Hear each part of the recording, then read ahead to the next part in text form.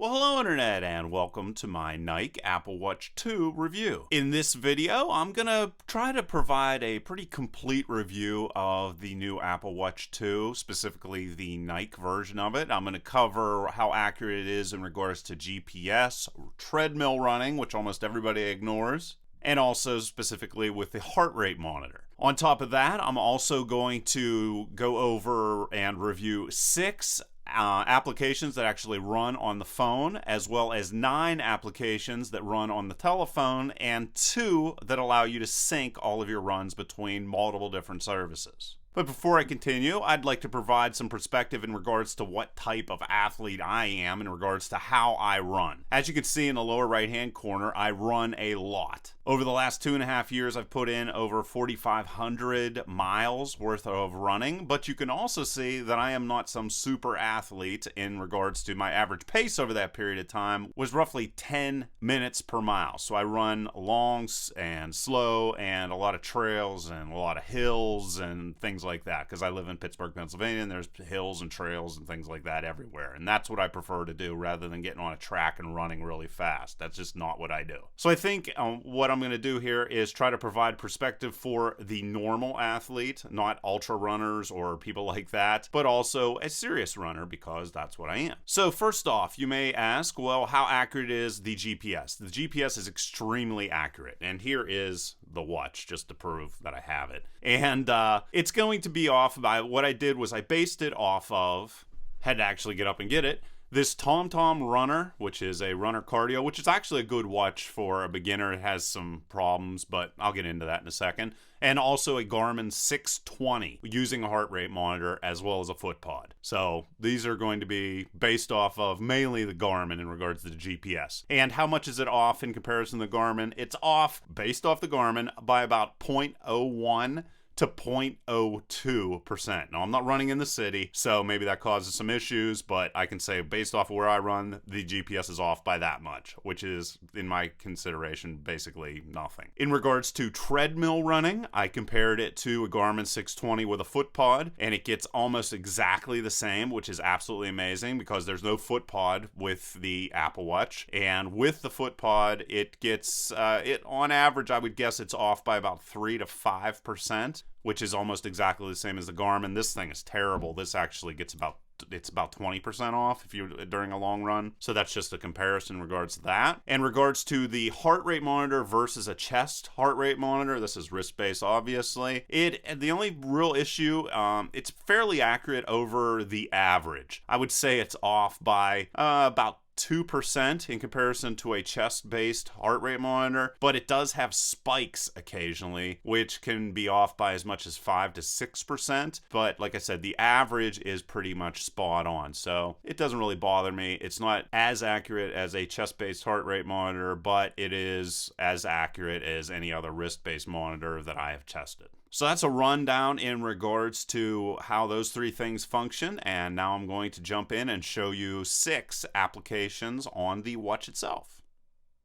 First, we're going to take a look at the Nike Run Club app, and one of the best features of it is, first, it's built in. On top of that, you're going to be able to use it without your telephone, and on top of that, it also works very well with Treadmill. Whenever you're ready to start a run, you just click on start, and this really irritates a lot of people, but it doesn't really bother me. It counts down, and then you can see that it's going to show your beats per minute for your heart rate, your miles, your pace, and minutes and seconds. And whenever you want to stop, you click on pause, and that is basically the whole entire application.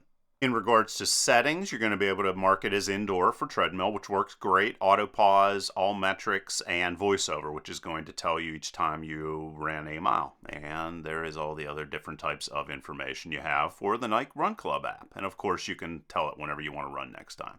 Then I'm going to take a look at the Runmeter app. As you can see, it has a ton of information for whenever you're running. This is absolutely fabulous. The major downside to this application really is that it doesn't work particularly well with the treadmill, but everything else about it, especially if you're running outside, it is absolutely awesome. So there you go. That is Runmeter.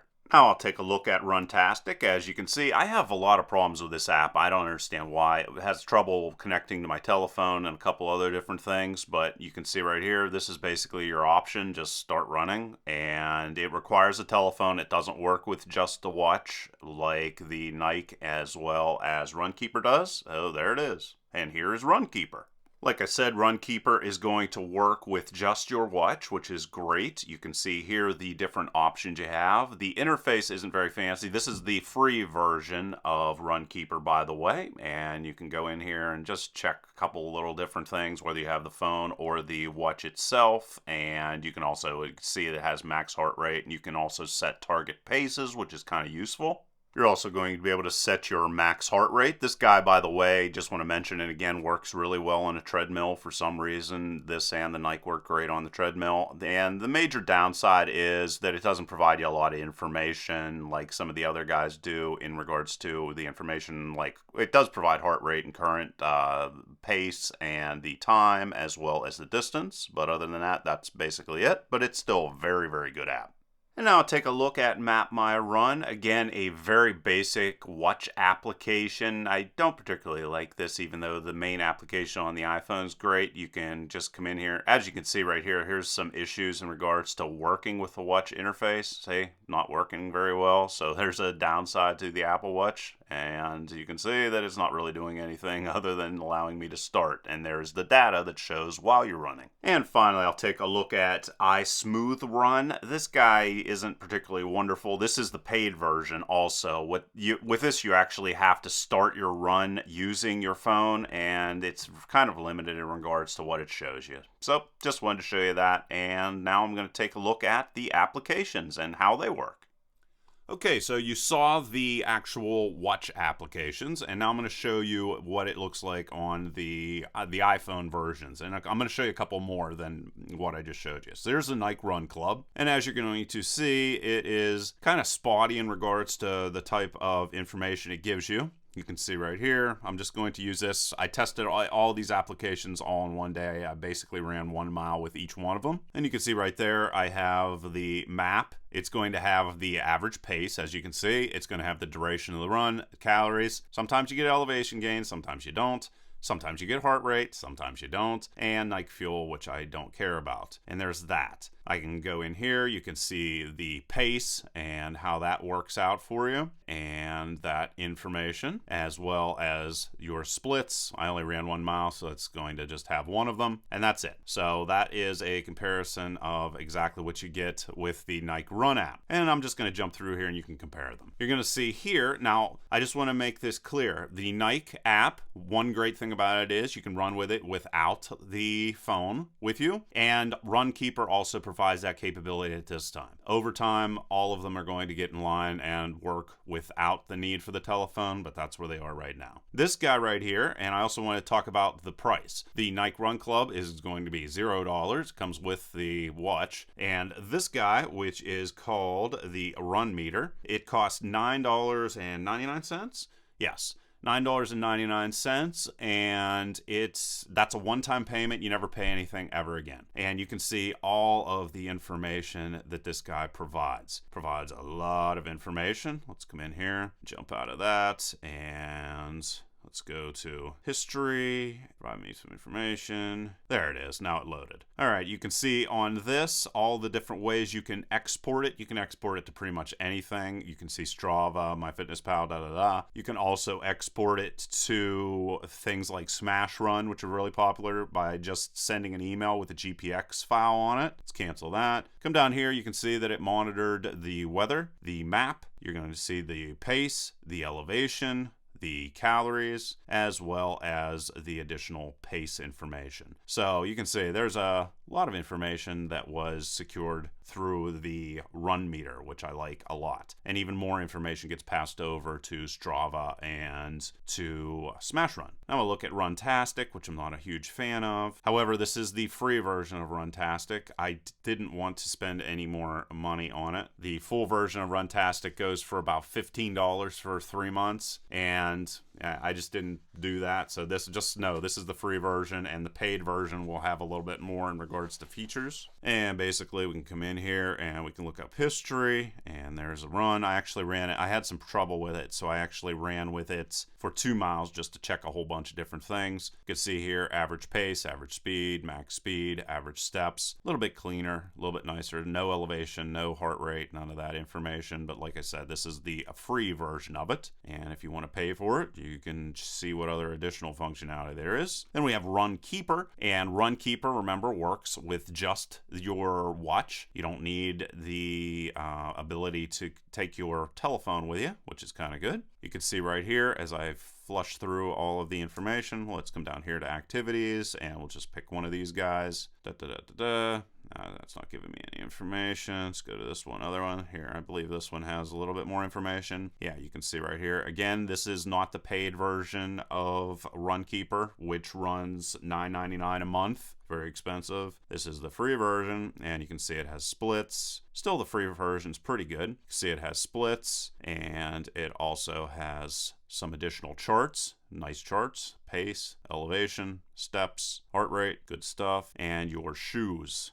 So that's Runkeeper. And then we have Map My Run, which is actually, this is the free version of that. The paid version is $5.99 a month, and this is a fairly nice app as well. You can see right here, it's going to have the map. It's also going to have the total time ran and the total distance and the average pace, average heart rate, intensity, calories, elevation gain, and Analyze This Workout, I believe, is a paid thing, and the weather. So that's all of that information, and I don't believe it provides me anything else. Let's try Analyze This Workout. I think it's a paid thing. Oh, no, it isn't. That's good. So there's pace, and you can also see here heart rate, as well as elevation, and heart rate zones you have to pay for, intensity, and so forth and so on. So that's Map My Run. And then there is iSmooth Run, which I actually have the paid version, which is $4.99 flat, never pay anything ever again. And you can see all the information here. One of the negatives to this is that you have to start your run on your phone. Don't like that, but whatever. Go in here. You can see that it does provide you some pretty good information, though. There's the running time, total distance, average pace, average speed, all of that information right there. Splits, laps,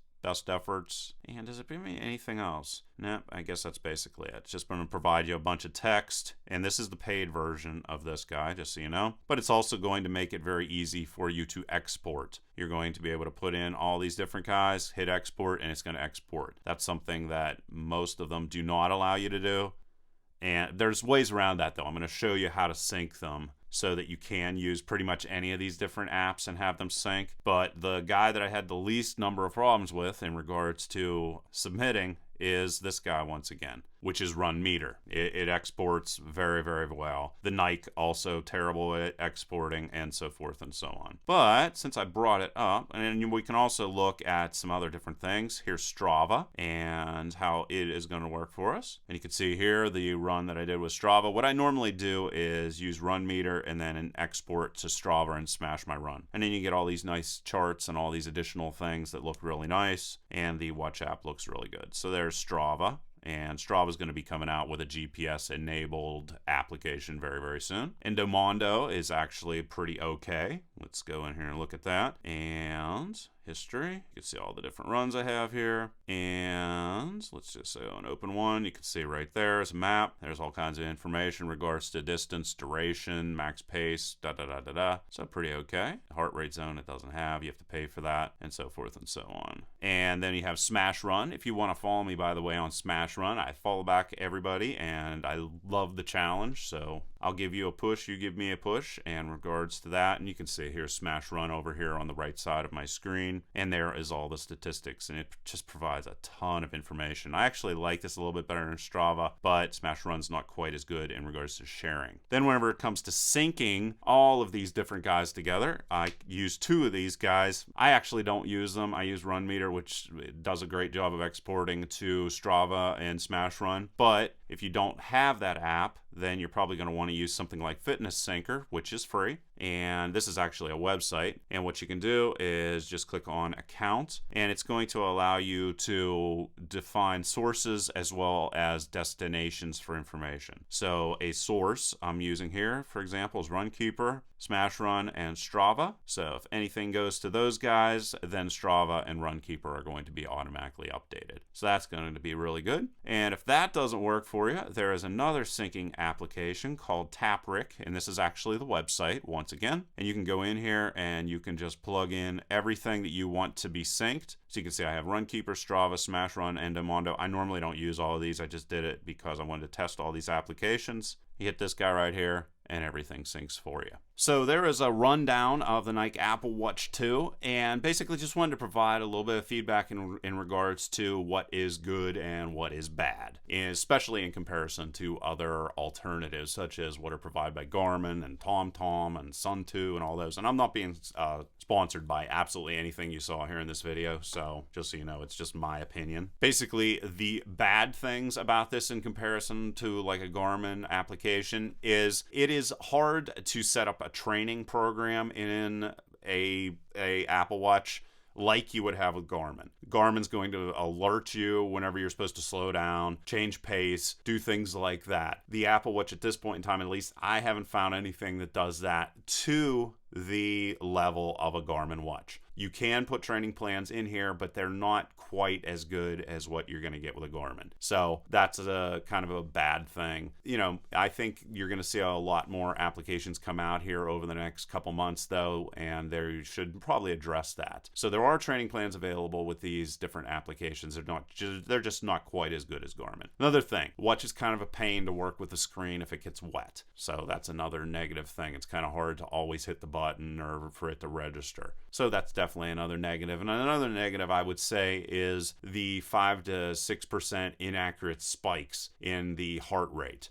And hopefully Apple's able to fix that. But overall, like I said, the average heart rate monitoring in comparison to a chest-based monitor, which at least for me was a major pain wearing, it's pretty negligible. In regards to the positives, one of the biggest positives is the fact that you do not need, like I had a Garmin 620. I went through in an average 6-month period, 1 foot pod and 1 heart rate monitor every 6 months. And I run every single day. So, you know, and weather and everything else, it's going to mess those things up.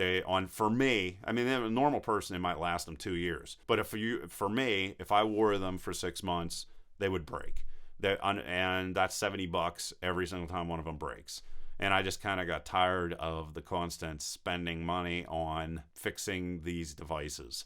Also, I had other issues in regards to charging. The Garmin watch was a major pain for some reason. I had major syncing issues. A lot of those things that I didn't like about my Garmin, the Apple Watch fixed. Now, some of the things that I did like about my Garmin, like the training plans, the Apple Watch doesn't do at this point in time. So, you know, take the good with the bad. But those are some of the things that I really like about it. The battery life in general, I think, is pretty good. I can go on a 7-mile run, and that's going to eat up about 22 to 24% of my battery, and that is putting the watch on in the morning, going up to that point in time, running 7 miles, and then stopping, and you know the battery life is down 22%.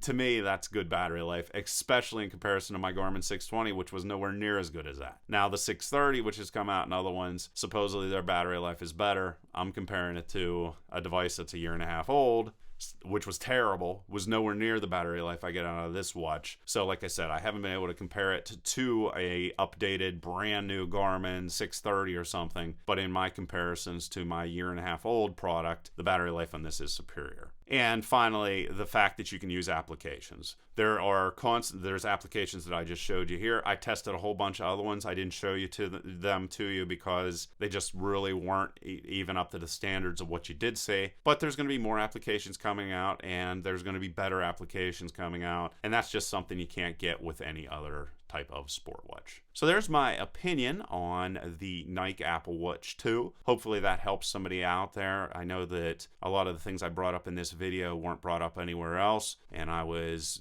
that's the reason why I made video. So like always, please leave your questions and comments below. Otherwise, till next time.